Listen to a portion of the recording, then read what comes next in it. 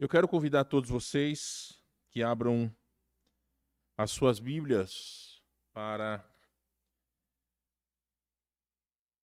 ahm, o livro de Romanos, capítulo de número 5. Hoje vamos para Romanos, capítulo 5.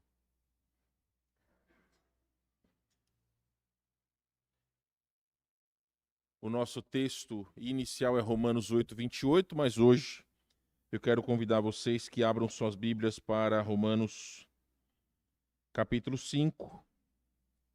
Nós leremos versículos de 3 a 5. Você pode me acompanhar na leitura. Eu lerei na versão NVT, mas os irmãos podem acompanhar a leitura em sua própria Bíblia nativa, se assim nós podemos dizer. Eu sempre aconselho os irmãos a terem mais do que uma Bíblia, e hoje com o celular, advento da tecnologia, nós conseguimos ter mais do que uma versão e sempre nos ajuda a termos uma compreensão melhor. Então, Romanos capítulo 5, versículo 3 vai dizer: também nos alegramos ao enfrentar dificuldades e provações, pois sabemos que contribuem para desenvolvermos perseverança. E a perseverança produz caráter aprovado, e o caráter aprovado fortalece a nossa esperança. E essa esperança não nos decepcionará, pois sabemos quanto Deus nos ama, uma vez que Ele nos deu o Espírito Santo para nos encher o coração com o seu amor. Deus abençoe sua palavra. Quero convidá-los a baixarem suas cabeças, fecharem os seus olhos e nós vamos orar. Pai de amor, Deus de misericórdia, estamos em nome de Jesus entrando em sua presença, gratos por este dia maravilhoso, pela oportunidade que nos dá de, em nosso país, adorarmos ao Senhor com liberdade. Obrigado, Senhor Deus, porque nos tem dado consolo, mediante a certeza de que há um Deus nos céus cuidando de todas as coisas. Eu oro, Senhor, que não nos permita distanciarmos do Senhor por conta dos nossos pecados, nossas fraquezas. Mas sabemos que Tu és um Deus misericordioso que sempre estende as mãos quando nós nos arrependemos. Mas mesmo que o nosso coração esteja endurecido, o Senhor Deus nos resgata novamente. Faz com que os nossos olhos possam ser voltados para o Senhor, porque sabemos que Tu tens usado as dificuldades, as situações das nossas vidas em prol, não só da glória do Senhor, mas também para o nosso aprendizado. É o que nós oramos em nome de Jesus. Amém. Meus irmãos, Romanos 8, 28 vai nos dizer que sabemos que todas as coisas cooperam para o bem daqueles que amam a Deus, daqueles que são chamados segundo o seu propósito. Se você já teve que consolar alguém, você sabe a dificuldade que é você talvez animar alguma pessoa, mesmo sendo um salvo em Jesus Cristo.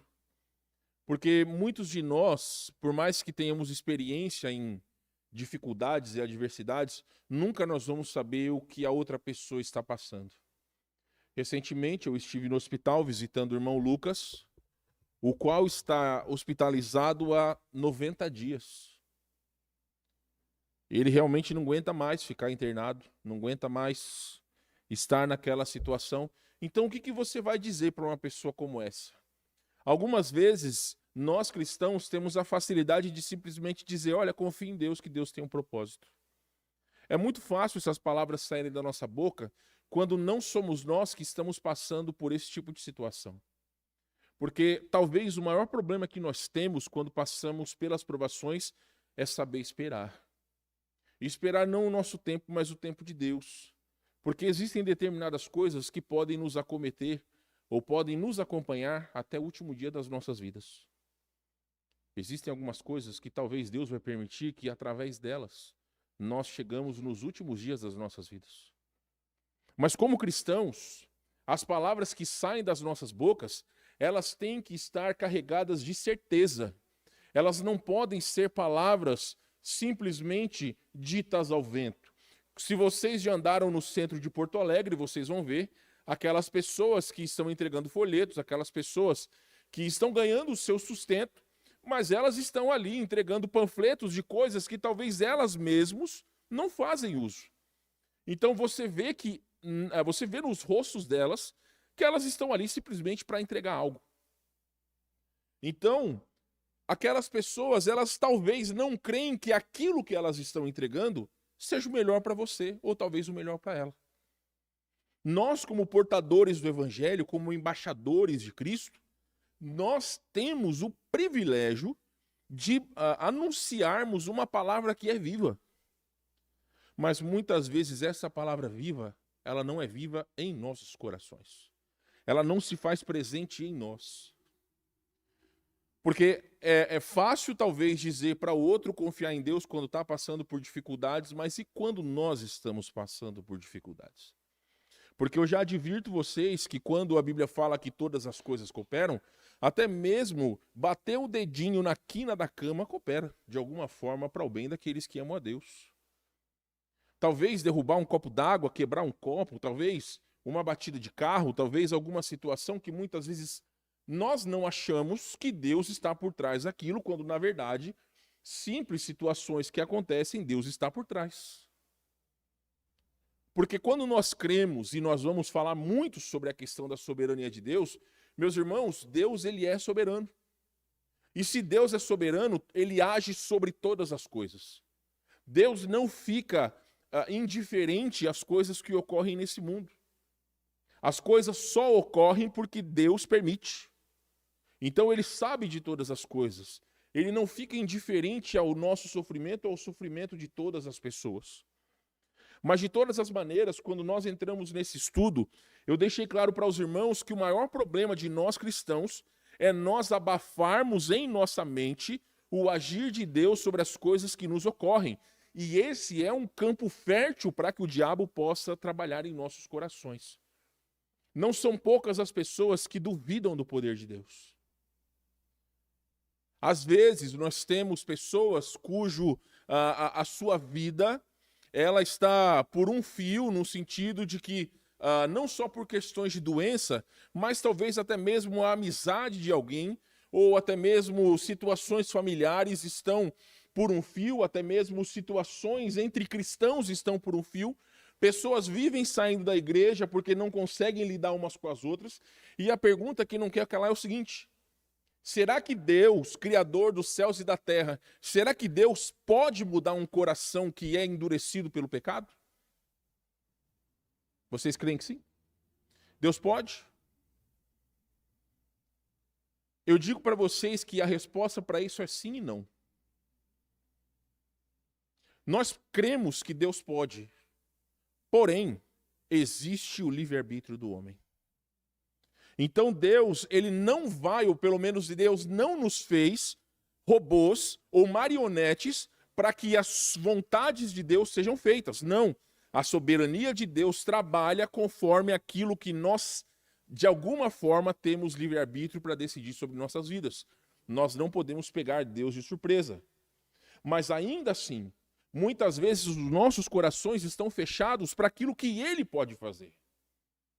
Nós chegamos no fundo do poço da nossa vida espiritual quando nós não permitimos que Deus haja nas nossas vidas através daquilo que Ele permite. É claro que existem situações que nós sofremos por conta da nossa própria estupidez. E aí, vocês me desculpem, mas não tem palavra mais simples para usar do que estupidez. Existem palavras mais pesadas. Mas muitas vezes nós somos tão estúpidos que nós mesmos é que fazemos com que a nossa vida ela possa ter problemas. Sejam com familiares, sejam com pessoas no trabalho, seja até mesmo na rua. Às vezes alguém nos faz mal e se nós pagamos na mesma moeda, nós estamos trazendo para nós não só o resultado daquela situação, que pode ser desastroso para o nosso testemunho, mas existe, meus irmãos, um ditado que quando um não quer, dois não brigam.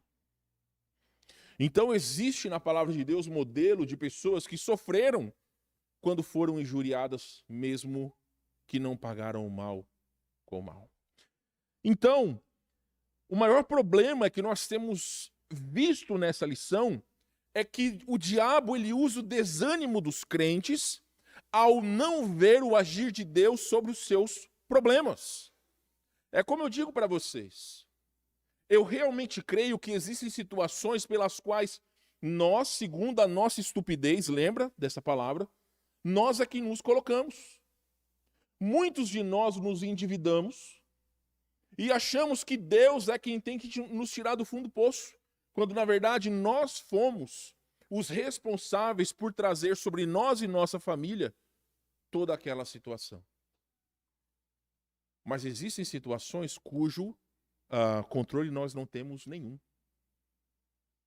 Algumas questões que nos acometem, como questões de saúde. Às vezes, quando nós somos injuriados por alguém, às vezes, quando algum crente é assaltado, quando alguém passa por alguma situação que não está no seu controle, meus irmãos, aí nós podemos ver o agir de Deus. É aí que nós precisamos entender que todas as coisas cooperam para o bem daqueles que amam a Deus. Não quando nós nos metemos em problemas uns com os outros, ou quando nós nos metemos em problemas com as pessoas que convivem conosco, com os nossos familiares. Então, o nosso coração é um campo fértil para o diabo quando nós não entendemos o processo que Deus usa para o nosso crescimento espiritual. E aí nós já vimos sobre... falei para vocês que os desejos vêm de um coração enganoso, de um entendimento finito, de olhos obscurecidos pela ignorância e de ânimos instáveis. Ou seja, nós nunca vamos pedir para Deus algo ruim. Ninguém nunca vai orar falando, Senhor, lança sobre mim um câncer. Ninguém nunca vai orar sobre isso.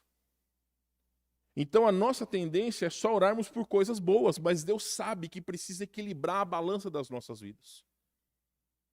Talvez as pessoas que não têm Cristo, elas estão numa maré de crescimento dos seus bens materiais e de prazeres que esse mundo pode oferecer. Mas entendam, meus irmãos, os olhos do cristão, eles não estão nas coisas desse mundo. O apóstolo Paulo trabalha tanto sobre isso. Ele fala aos filipenses que tudo aquilo que é puro, que é bom, que é amável, deve estar em nossos pensamentos. E aí, Paulo também diz que a nossa pátria está nos céus. Então nós não devemos invejar aquilo que os homens têm nesse mundo. O Salmo 73 fala especificamente sobre isso. Nós terminamos na segunda lição desta meditação, que fala que a mão de Deus pode estar contra o homem que Deus ama intimamente. Nós temos exemplos bíblicos de homens cujo o agir de Deus estava sobre eles. Nós temos o exemplo de José, que de alguma forma Deus permitiu as situações contra ele. Nós temos Davi, que também Deus permitiu, mas aí por conta da sua estupidez, por conta do seu pecado. O próprio Jó, amado por Deus, mas o Senhor permitiu que acontecesse a disputa entre Deus e Satanás, e Jó foi o instrumento de Deus para que aquilo pudesse acontecer. E finalmente nós temos o apóstolo Paulo. Vamos lá para Gálatas capítulo 1, versículo 15 e 16, alguém lê para nós, por favor. Assim como vocês sabem, eu sempre gosto da ajuda de vocês para que vocês não durmam nos bancos, para que possam prestar atenção. Gálatas 1, 15 e 16, e outra pessoa vai para o livro de Atos, capítulo 9, versículo 15.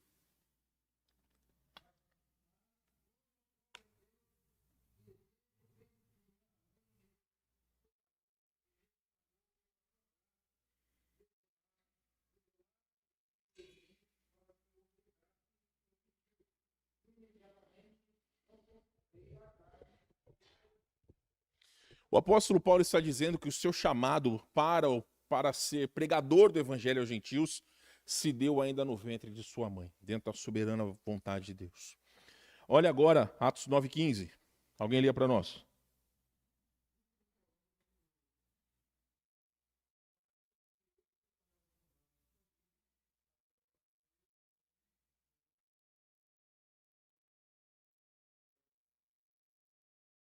Alguém tem dúvidas do chamado de Paulo?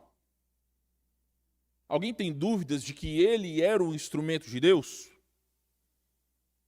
Agora vá comigo, todos vão comigo, por gentileza, para 2 Coríntios capítulo 4. Nós vamos ler duas passagens em 2 Coríntios capítulo 4. Preste bem atenção, coloque em sua mente. Paulo era um instrumento de Deus escolhido desde o ventre de sua mãe para ser pregador do evangelho aos gentios. Se nós temos a palavra de Deus em nossas mãos, graças a Deus, mas também graças ao apóstolo Paulo. Mas note a permissão de Deus sobre sua vida. 2 Coríntios, capítulo 4, versículos 8 a 11.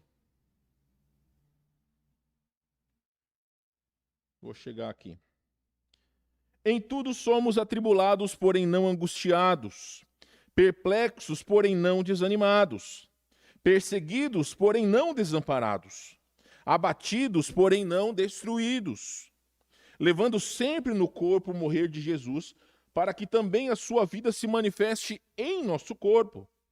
Porque nós que vivemos,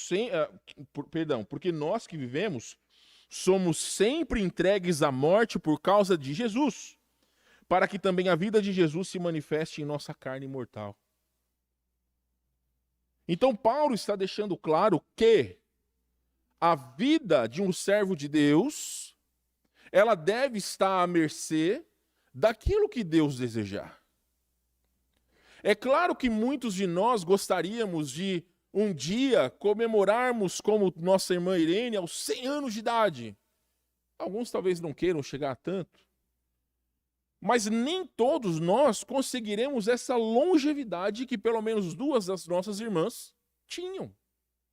Nessa jornada de 35 anos da nossa igreja, um dia nós começamos a contar aqueles que já estão na presença de Deus. Eu creio que do tempo da igreja, pelo menos nos 16 anos que eu estou aqui, quase 16 anos, já foram pelo menos 10 pessoas que estavam sentados nesses bancos, nos cultos de oração, assim como vocês, mas que estão na presença de Deus. Então o servo de Deus, ele precisa entender que a sua vida é para a glória de Deus, é para ser usada da maneira que ele quer. Olha o que aconteceu com Paulo, o instrumento de Deus. Aquele que foi escolhido por Deus para ser instrumento, ou para ser pregador do evangelho aos gentios. Capítulo 11, versículo 23. Vamos lá. 2 Coríntios, capítulo 11. Preste bem atenção. São ministros de Cristo? Falo como fora de mim. Eu ainda mais. Em trabalhos, muito mais. Muito mais em prisões, em açoites sem medida. Em perigos de morte, muitas vezes. 5 vezes recebi dos judeus uma quarentena de açoites menos um. Fui 3 vezes fustigado com varas, 1 vez apedrejado, em naufrágio 3 vezes. 1 noite, 1 dia passei na voragem do mar, em jornadas muitas vezes, em perigos de rios, em perigos de salteadores, em perigos entre patrícios, em perigos entre gentios, em perigos na cidade, em perigos no deserto, em perigos no mar, em perigos entre falsos irmãos, em trabalhos e fadigas, em vigílias muitas vezes, em fome e sede, em jejuns muitas vezes, em frio e nudez, além das coisas exteriores, ao que pesa sobre mim diariamente, a preocupação com todas as igrejas. Quem enfraquece, que também eu não enfraqueça. Quem se escandaliza, que eu não me inflame. Se tenho de gloriar-me, gloriar-me-ei no que diz respeito à minha fraqueza. O Deus e Pai do Senhor Jesus, que é eternamente bendito, sabe que não minto. Em Damasco, o governador preposto do rei Aretas montou uma guarda na cidade dos Damascenos para me prender. Mas num grande cesto me desceram por uma janela da muralha abaixo, e assim me livrei das suas mãos. Aqui cai por terra a falácia das denominações que dizem que o sofrimento não é algo inerente ao cristão. Textos como esse demonstram que esse tipo de teologia é algo diabólico. O Filho de Deus veio a este mundo para sofrer. E através do seu sofrimento, nós temos vida. Então, se Deus escolheu os seus servos mais ilustres para sofrer, por que nós não podemos? Por que nós somos tão especiais assim que nós não podemos sofrer? Meus irmãos, o que nós temos que entender é que da mesma maneira que Paulo foi usado por Deus através de toda essa lista de coisas que ocorreram, ele entendeu que todas as coisas cooperam para o bem daqueles que amam a Deus. Notem, meus irmãos, como muitas vezes nós perdemos o aprendizado que Deus quer nos ensinar nas pequenas coisas que nos ocorrem. Não é fácil nós passarmos por dificuldades. Não é fácil os nossos planos serem frustrados por alguma coisa. Mas há por trás de tudo isso um agir soberano de Deus. Muitos são os crentes que estão perdendo bênçãos de Deus por não estarem dispostos a sofrer por causa de Cristo. E aí, meus irmãos, eu reforço aquilo que eu disse para vocês, usando a mesma palavra que eu lhes disse. A nossa estupidez tem nos feito perder bênçãos de sermos usados por Cristo. Nós aqui muitas vezes causamos os nossos maiores sofrimentos. Nós aqui muitas vezes nos colocamos em situações que aí a gente vai falar, ai, Deus me colocou aqui. É a mesma coisa, meus irmãos, que uma vez eu ouvi um pastor falar, né? Que muito neopentecostal vai dizer que a culpa é do diabo. Às vezes o diabo vai falar, eu? Mas eu não fiz nada, a culpa não é minha. E todo mundo colocando nas costas do diabo. É encosto. Meus irmãos, isso é falta de entendimento da palavra de Deus. E eu reitero, o coração do homem nécio é um campo aberto para o agir de Satanás. Então, da mesma maneira, meus irmãos, Paulo, ele disse no capítulo posterior, capítulo 12, quando sou fraco é que sou forte. Vire aí a página, capítulo 12, versículo 9 e 10, de 2 Coríntios. Um daqueles versículos que devem ser marcados. Paulo, ele tinha acabado de receber as revelações do terceiro céu, e Deus permitiu o espinho na carne, nas próprias palavras dele, para que não me ensoberbecesse. Ele vai dizer o seguinte, então ele me disse, ele quem? Deus. A minha graça te basta, porque o poder se aperfeiçoa na fraqueza. De boa vontade, pois, mais me gloriarei nas fraquezas, para que sobre mim repouse o poder de Cristo. Pelo que sinto prazer nas fraquezas, nas injúrias, nas necessidades, nas perseguições, nas angústias por amor de Cristo, porque quando sou fraco, então é que sou forte. Às vezes a gente se pergunta assim, hoje eu estava lá na academia, geralmente eu treino sem óculos, dá dó de mim, irmãos. Eu já não consigo enxergar quase nada sem óculos. E olha que eu sou jovem, hein? Tenho quase a idade do Paulo, 42 anos tenho. 37, né, Paulo? E sabe, meus irmãos, a idade vai chegando para nós, e às vezes eu fico pensando assim, puxa vida, a vida era tão boa sem usar óculos. Eu detesto usar óculos, gente, de verdade. Principalmente porque esse negócio suja demais, eu não tenho paciência para andar com óculos sujo. Mas sabe, existe um propósito em Deus permitir certas coisas, porque se não fosse através disso, eu não frequentaria o oftalmologista. Este óculos que eu uso, ele demorou 5 meses para ficar pronto. Porque cada vez tinha que ir lá trocar alguma coisa, porque dava problema. Todas as vezes que eu ia lá, procurava dar folhetos para as pessoas que estavam lá ou no percurso. que eu tinha que fazer para aquilo. Eu e a Tati, inclusive a minha esposa, corretamente, quando nós fomos na quinta-feira passada visitar o Lucas lá no Hospital São Lucas não, Hospital Conceição, ele estava na UTI ainda. E a minha esposa disse para ele uma coisa muito verdadeira. Você aqui tem o privilégio de estar com todos esses médicos e todas essas pessoas. E se você não estivesse aqui, você não teria oportunidade de poder pregar o evangelho. Porque nós não podemos estar aqui. Outras pessoas talvez que estão aqui, aquelas outras milhares de pessoas naquele hospital não têm a esperança que você tem. Não que o Lucas seja alguém cujo coração esteja prostrado, mas ele é humano. 90 e poucos dias não é fácil. Mas é o que nós precisamos pensar, meus irmãos. Que às vezes aquela ida no mecânico, daquele carro que só quebra, ou talvez aquela ida na farmácia daquele parente que fica doente, dos filhos que geralmente ficam doentes. Já disse para os irmãos, alguns dos irmãos mais próximos, que teve uma época da nossa vida que nós quase tínhamos cartão VIP da emergência do hospital.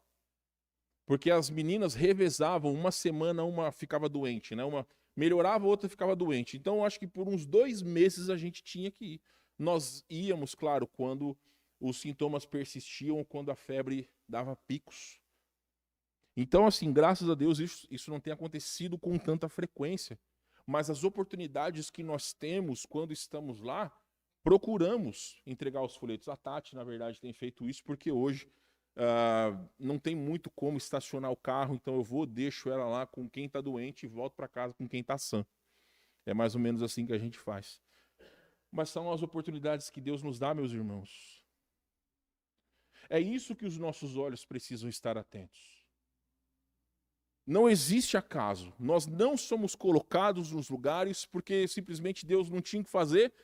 E colocou ali a gente para, sei lá, para passar o tempo. Não existe isso, meus irmãos. Então, todas as coisas que Deus permite, é como o apóstolo Paulo disse, quando sou fraco, é que sou forte. Os momentos onde nós mais estamos desesperados são os melhores momentos que nós podemos depender de Deus. Existe um hino que nós cantamos aqui na igreja, cuja verdade sobrepõe o pensamento de muitas pessoas. Que diz assim: quando a vida está mais calma, sem nada preocupar, retiro o meu olhar de ti e esqueço-me de orar. Mas quando negras nuvens vêm me ameaçar, ansioso elevo a voz a ti e ouves meu clamar. Muitos crentes, meus irmãos, agem com Deus desta maneira. Buscam a Deus com intensidade nos seus momentos de fraqueza, mas quando as coisas estão mais amenas, a infidelidade volta a brotar nesses corações. A grande bênção é que Deus, ele é maravilhoso. Deus, ele não se deixa levar por essas questões hipócritas que nós, homens, temos. Ele sempre está pronto para nos estender as mãos quando nós necessitamos. Essa é a beleza de Deus. Eu realmente, irmãos, não entendo como nós podemos pecar. E a Bíblia diz que se nós confessarmos os pecados, ele é fiel e justo. Não está dizendo que nós temos que penar, que nós temos que pagar penitência. Não, está dizendo que se nós confessarmos o pecado, ele é fiel e justo para nos perdoar e nos purificar de toda injustiça. Deus não é igual a nós.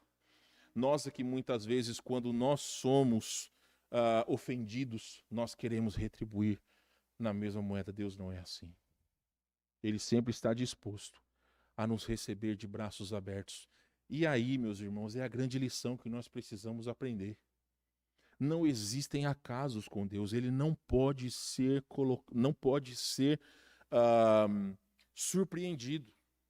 Irmão Nelson me fez uma pergunta que é muito boa, porque muitas pessoas têm dificuldade de entender. Deus disse para Saul que se arrependia de tê-lo colocado como rei de Israel, que ele poderia ter um reino eterno se ele não tivesse sido infiel. Aí o irmão Nelson perguntou para mim, pastor, Deus se arrepende? É uma boa pergunta, meus irmãos. Deus ele não pode ser pego de surpresa. Mas a Bíblia, ela demonstra através de atitudes humanas algo que para o nosso entendimento pode ser sensato. A maneira com que Deus age. Não é que Deus se arrependeu, é importante ali. O importante é que por causa do pecado de Saul, ele perdeu a oportunidade de ter o reino, a sua dinastia eterna, assim como Davi. Então existem coisas que, por exemplo, os olhos de Deus estão em todos os lugares. A Bíblia diz que Deus é espírito. Então, existem termos que são compreensíveis a nós, mas que dentro do contexto de Deus não faz sentido. Mas para nós precisamos entender que o cuidado de Deus está sempre sobre cada um de nós, meus irmãos. Todos os obstáculos no caminho terreno nos preparam para as bênçãos celestiais. Entenderam, meus irmãos? Tudo aquilo que nós passamos neste mundo nos prepara para aquilo que nós teremos na eternidade. Alguém leia para nós, por favor, 2 Coríntios 4:17. 2 Coríntios 4:17. Outra pessoa vai para Filipenses 2:8 e 9.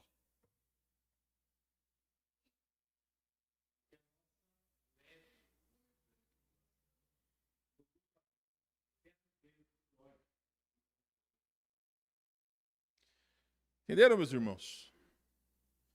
Porque, preste bem atenção nas palavras, porque a nossa leve e momentânea tribulação. Ah, pastor, o senhor não sabe o que eu passo. Não sei. Sei, meus irmãos. Mas eu sei que quem escreveu isso diz que as nossas tribulações são leves e momentâneas. E o versículo ainda diz que produzem em nós o quê? O que está escrito aí, Ayrton? É um peso temporário, meus irmãos? É algo temporário, passageiro? É eterno. Nenhum de nós consegue mensurar ou compreender o que é eternidade. Sabe por quê? Porque não existe neste mundo algo físico que seja eterno. É por isso que quando você vai falar sobre a eternidade com alguém que não tem Cristo, muitas vezes ele não entende o peso ou a urgência de entregar o seu coração a Jesus. Porque ele não sabe o que é eternidade. Só que Paulo está dizendo aos coríntios que tudo aquilo que eles haviam passado, estavam passando, era algo leve e passageiro.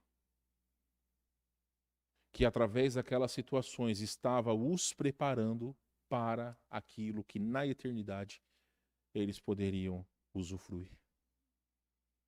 Muitas vezes nós somos extremamente preguiçosos no que diz respeito ao trabalho de Deus. Eu disse para minha esposa antes de vir para o culto, falei, querida, hoje seria um daqueles dias que eu queria ficar deitado na cama, porque hoje a gente, né, um bando de velho, né, pegando peso e tudo mais, aí pegamos um pouco mais do que devia, as pernas estão doendo, né? Então hoje seria um daqueles dias que a gente gostaria de simplesmente estar deitado. Mas, meus irmãos, eu estou extremamente grato por estar aqui na frente de vocês. Porque eu entendo que não existe lugar melhor do que estar na companhia dos meus irmãos em Cristo.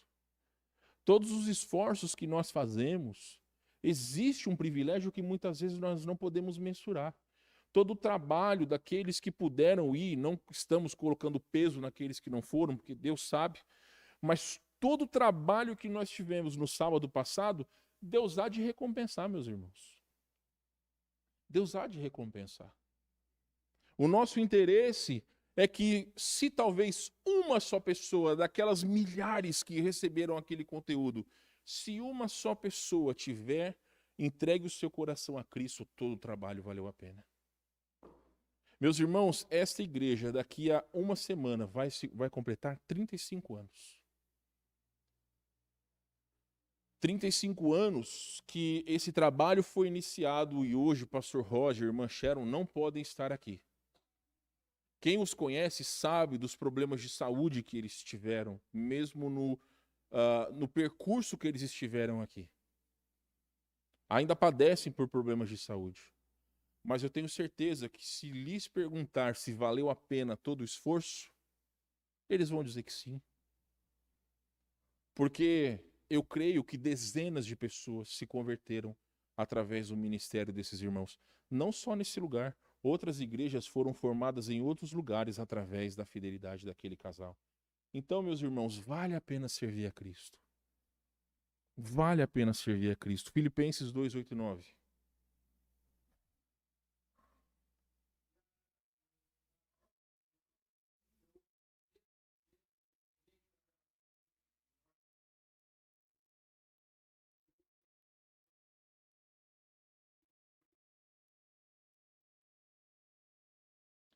Meus irmãos, o texto de Paulo, um dos textos mais sublimes da palavra de Deus, que fala sobre a encarnação de Cristo, mas fala que Cristo sofreu, deu a sua vida por nós, mas posteriormente diz que Deus o exaltou soberanamente, ou dependendo da versão, sobremaneira, e deu-lhe um nome que está acima de todo nome, para que ao nome de Jesus se dobre todos os joelhos nos céus, na terra e debaixo da terra. E toda língua declare que Jesus Cristo é o Senhor. Um dia, até mesmo aqueles que dizem que Cristo não existe, um dia, todo o joelho vai se dobrar e vai exclamar que Jesus Cristo é o Senhor. Inclusive aqueles que dizem que não creem em Cristo.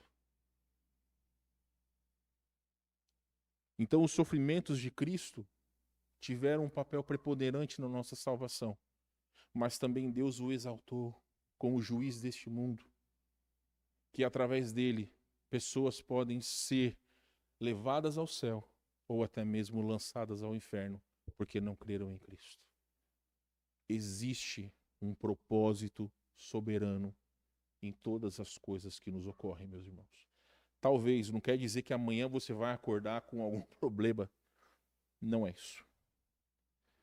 Mas vai ocorrer algum dia nas nossas vidas que talvez nós olharemos e enxergaremos como os nossos esforços, eles não valem nada. Que nós não conseguimos mudar sequer 1 milímetro neste mundo sem a permissão de Deus. É aí que nós olharemos para o Senhor e veremos quão dependentes nós somos dele. Então não permita que o diabo sequestre o seu coração. Faça que você duvide do poder de Deus. Eu já fiz essa pergunta aqui na igreja. Se hoje você tivesse 1 milhão na sua conta, você seria mais feliz? Seria ótimo ter R$ 1 milhão na conta, não é verdade? Gastaria tudo em chiclete e bala, brincadeira. Mas, meus irmãos, se nós não temos, é porque Deus não quer. Ele é dono de todas as coisas.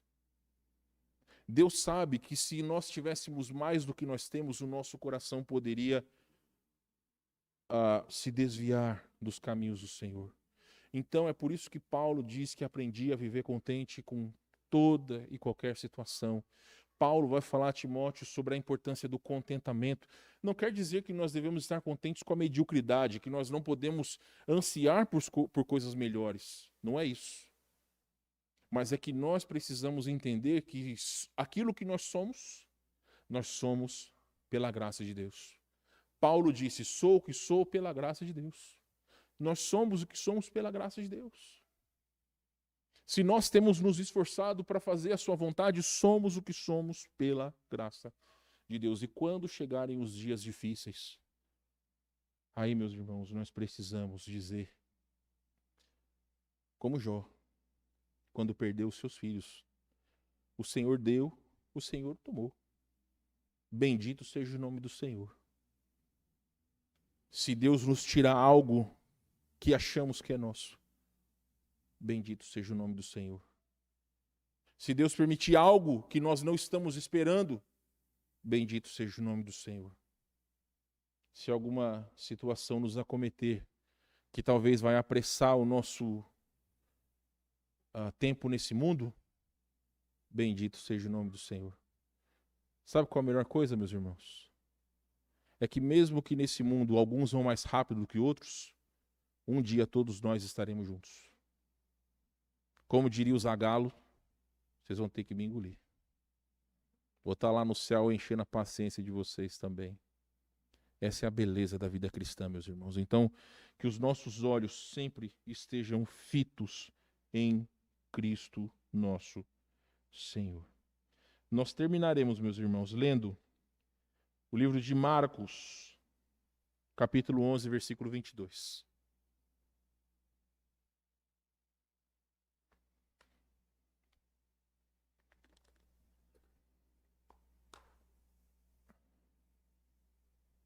Marcos, capítulo 11, versículo 22. É aquilo que todos nós devemos praticar nas nossas vidas. Ao que Jesus lhes disse: tende fé em Deus. É isso que nós precisamos. Termos fé em Deus. Amém, meus irmãos? Vamos orar. Mais uma vez, Senhor, nós imploramos ao Senhor que, como soberano sobre nossas vidas, dirija os nossos corações. Mesmo que temos agido de maneira estúpidas muitas vezes, Senhor, resgata-nos da nossa estupidez. Ajuda a sairmos muitas vezes do poço em que nós nos colocamos. Resgata, Senhor Deus, os nossos relacionamentos. Resgata, Senhor Deus, o nosso coração que muitas vezes está inclinado a olhar as coisas que os ímpios têm. Mas não nos faça, Senhor, nos afastarmos de Ti. O Senhor nos comprou mediante o sacrifício de Cristo. Não podemos, Senhor Deus, abandonar o único.